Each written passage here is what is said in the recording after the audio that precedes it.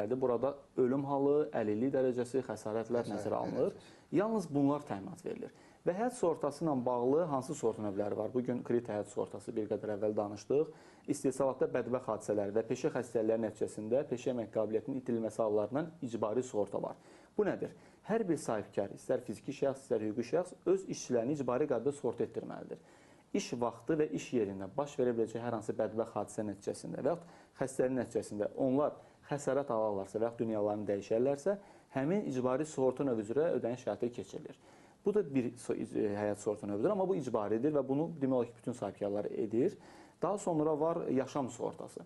Yaşam həyat sığortası bu nədir? Vətəndaş hər ay 3 il ərzində, tutaq ki, hər ay əmək haqqısından müəyyən bir ödənişi sığorta şirkətinə edir. Tutaq ki, simvolik olaraq 100 manat edir və 3 ilin sonunda 3600 manat sığorta şirkətinə ödəmiş olduğu nəzərə alınır.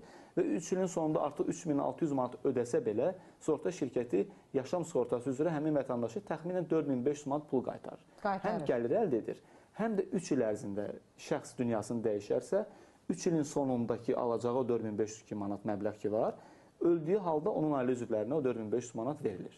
Bu da həyatın yaşam sığortası.